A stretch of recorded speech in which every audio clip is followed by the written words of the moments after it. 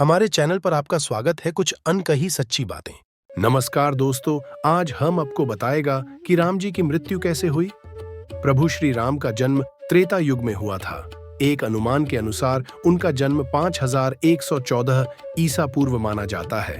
कहते हैं जिसने धरती पर जन्म लिया है उसका मरण निश्चित है। भगवान श्री राम ने भी धरती पर मनुष्य के रूप में अवतार लिया था। कई जगहों पर राम जी की मृत्यु या बैकुंठ धाम जाने का अलग अलग वर्णन मिलता है।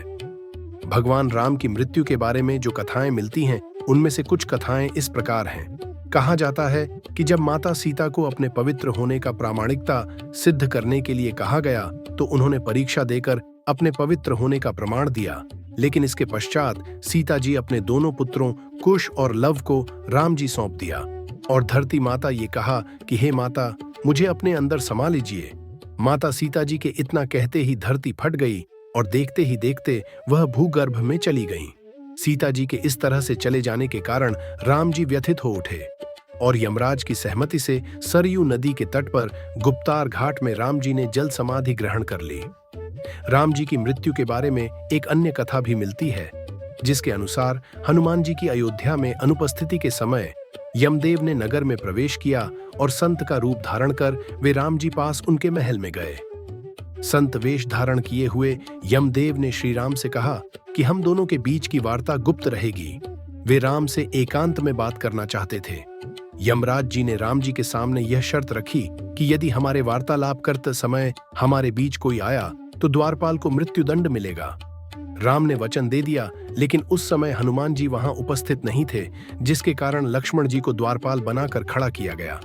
जिसके बाद यमदेव अपने असली रूप में आ गए और राम जी से कहा, प्रभु, अब आपको अपने लोक लौटना होगा।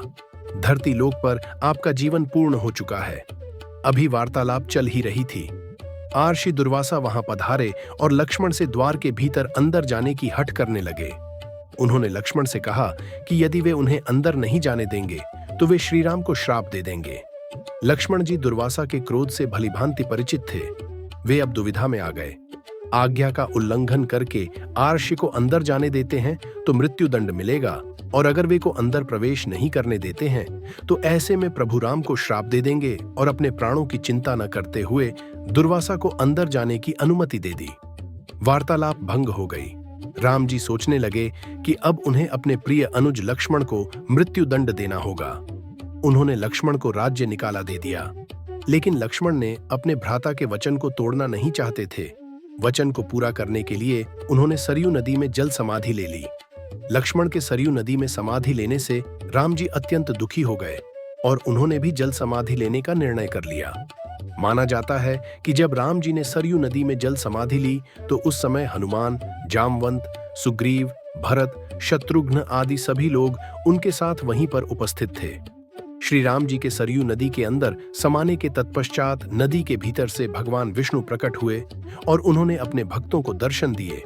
इस प्रकार से राम जी ने अपना स्थूल रूप त्याग दिया और अपने वास्तविक स्वरूप अर्थात विष्णु जी का रूप धारण किया, और इस तरह से राम जी ने वैकुंठ धाम की ओर प्रस्थान किया।